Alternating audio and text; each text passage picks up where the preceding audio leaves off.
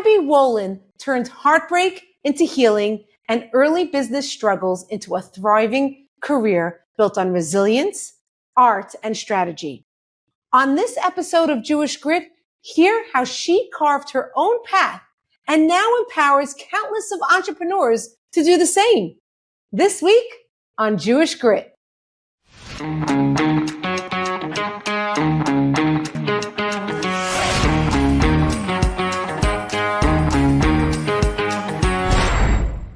Hi, and welcome to Jewish Grit, the Olami Mentorship Podcast. I have Abbey Wolin here with us. Why don't you let us know a little bit about you, your background, and what you do? Sure. Okay, so I am the CEO and founder of AW Media Social, which is a social marketing agency that works with, very big brands and businesses. For example, we are the social media agency that supplies and oversees the entire social media department at American Dream.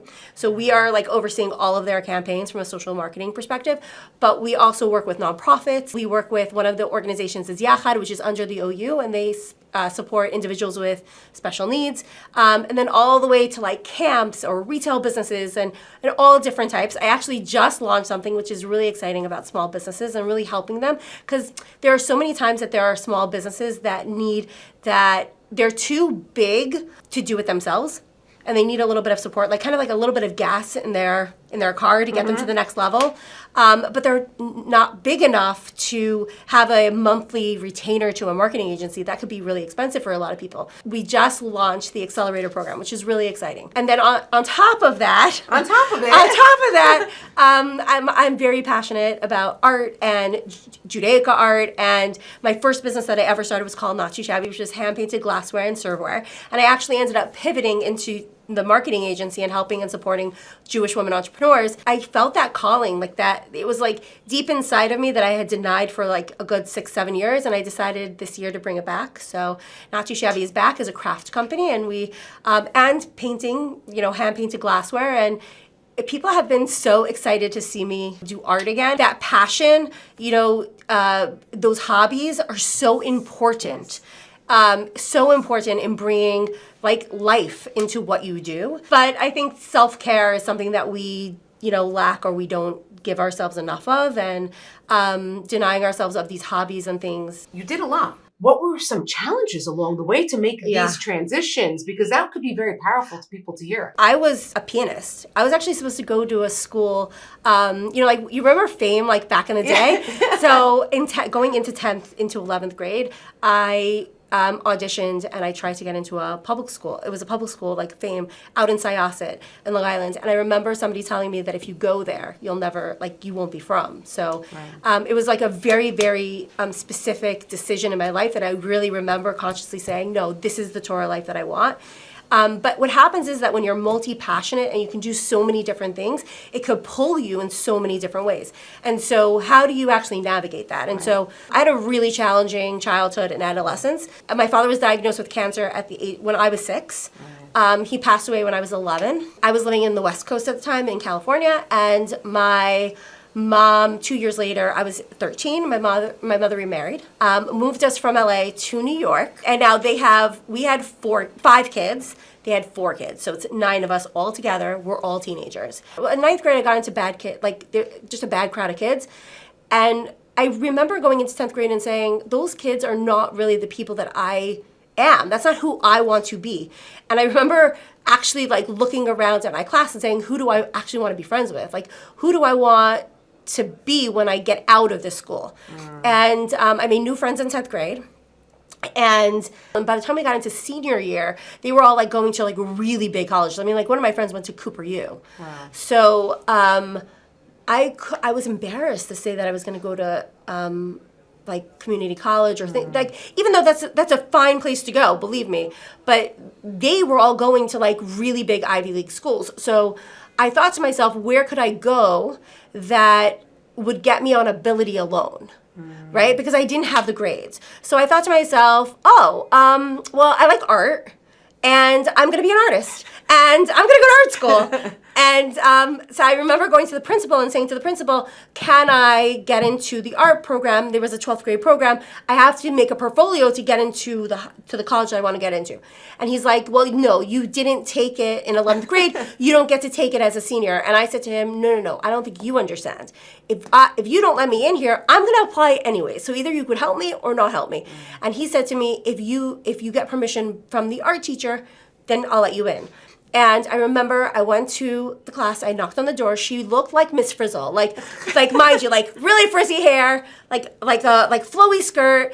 And she said to me, let me see your work. And I said, I don't have any, right? And she goes, well, did you ever pick up a pencil or a paper, like paint, anything? Right. I said, no. Oh, gosh. And she said, without skipping a beat, I'll see you Monday. Wow. And I got into this class. And I remember, like, it was there that I, like, really, really found myself. And I used to always put so much, I don't know, not energy, but like the thought that it was her, like she changed my life. But the truth is that I changed my life because of the decision that I had made. She was a shaliach, she was a messenger, and she helped me get to where I needed to go. Happened to be, I ended up getting into the top art schools in Manhattan, like School of Visual Arts and FIT. I think it's that kind of grit. Like you go through a lot in your childhood, and it's the decisions that you make. It's kind of like being almost like awake to make those decisions, not allowing things to actually turn you or take you. It's saying, no, this is what I want to do, and this is what I'm going to do. Have you had like a mentor throughout your life?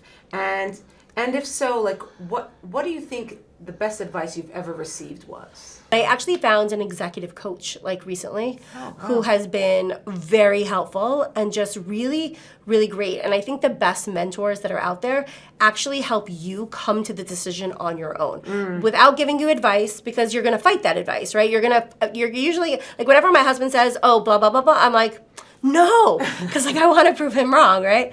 That's how I was built. I was built, so many people telling me no, that I was going to do it anyways. Like that grit is like just embedded in my life. Like I want to prove people wrong. But what I love about what Tani has done for me, my executive coach, is she actually helps me come to the decision on my own. And I think that that's really what makes a really good mentor. You've done businesses. What words of advice would you give somebody who wants to start their own business? Is you really have to think about it from all angles. We live in the digital age of AI, and I would say absolutely work with ChatGPT. It's your best friend. I know a lot of people will say, don't use AI, it's a cop-out. No, absolutely not. It's your best friend. I have worked out so many different problems and strategies and ideas with ChatGPT. Just remember, don't rely on it. It's not a cop out. Use it with discretion. But the truth is that you really have to understand your money. Okay, because the biggest downfall for all businesses and even for all personal lives is cash flow. Is like the money coming in, the money coming out, and making sure that people are paid. And I think the hardest thing that I've ever had to do in my business is fire people. Like I know it doesn't sound like it, but I'm actually like a recovering people pleaser. Like I really it means a lot to me that somebody likes me. But the truth is that sometimes we have to have really hard conversations, and keeping somebody on staff who's like maybe working because they're not happy, but like they're afraid to have the conversation, or they're not doing the work that you need them to do, whatever it is, you're only helping them, and you're helping you to find the place that you're helping them find the place that they need to go, that they're going to be happy, that they're going to be, they're going to thrive and flourish, and you're going to help your company grow. What do you do for yourself for spiritual? So when my mother married my stepfather, we were raised very, very religious, like in the Beis Yaakov world, okay? It didn't wear pants, my mother covered her hair. But when she married my stepfather, they decided that they wanted to be a lot more modern. And they sat us down and they said, you could, go to public school, do whatever you want. And I think she did that because she had a ton of teenagers who were like questioning life. They had just lost their parents. People were angry. Like I had siblings we were all angry.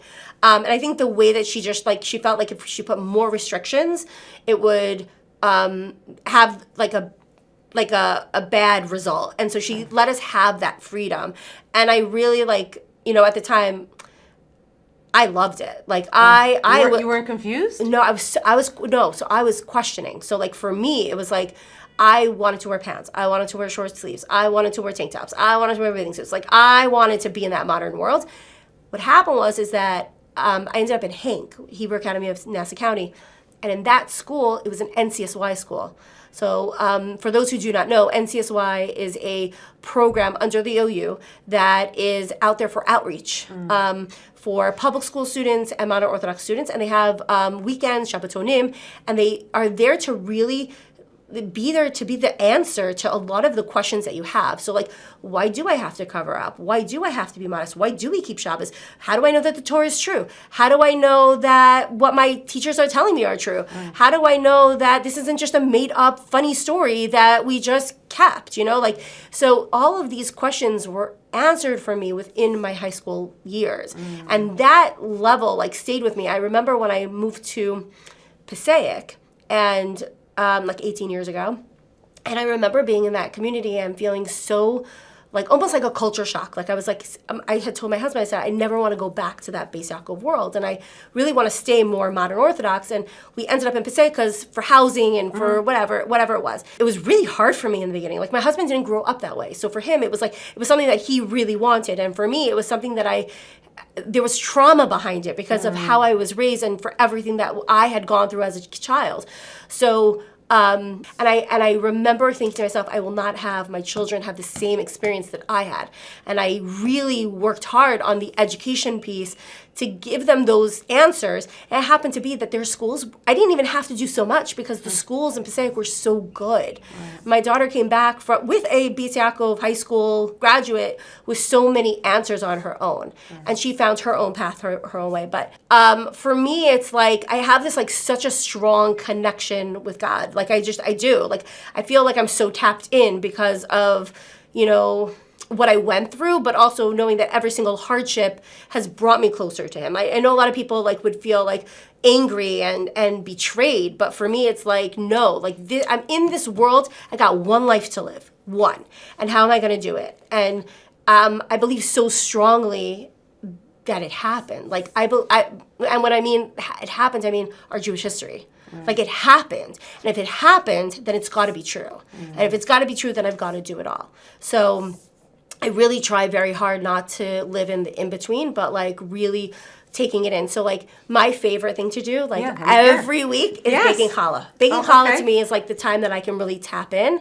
I try not to work on Fridays. We have a rule actually in the company that like if you have to do work, you can do work, like get your work done. But like I don't want us taking meetings on a Friday. Like if we have to, like I think we've had to maybe in the 6 years that we've been in the company, maybe 5 times on a Friday. But like I want them to bring in Shabbos. I don't want them to worry about deadlines on a Friday.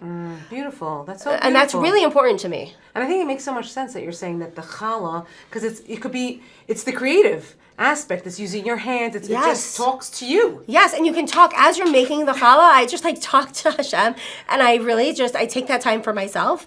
I do try, it's very hard, but I do try to bring in Shabbos like at least 10 minutes early. Like I really do. Sometimes it's like right at that cuff, but I really, really try. And, I think it's like just, as I said before, you kind of like have to be just awake. Like you have to be intentional. Like what do you want your life to be? What makes you proud to be a Jew? Like when you think about Jewish people, Jewish life, what brings you joy and pride? I love our grit.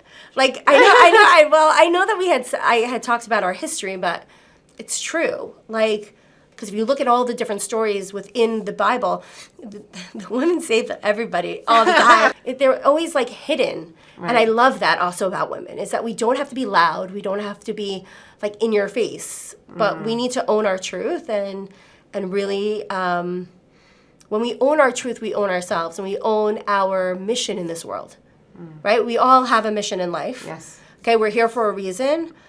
Not always do we know what our reason is. Like, I wouldn't have known, literally, I figured out, like, what I'm supposed to do, like, within the last couple of years, right. And then you have the hard task of actually doing it. Right. That is definitely a beautiful way to see Jewish grit. And I really appreciate you coming down and really my pleasure. Being interviewed. And this has been an awesome conversation. Thank you so much. Thank you for having me. Oh, my pleasure. Thank you for listening to Jewish Grits, an Olami Mentorship podcast. At Olami Mentorship, we believe that everyone needs a mentor. What better way is there to tap into your personal and professional potential than with a Jewish mentor at your side? Learn more at olami.org/mentorship. And don't forget to keep listening on Apple Podcasts, Spotify, or wherever you get your podcasts.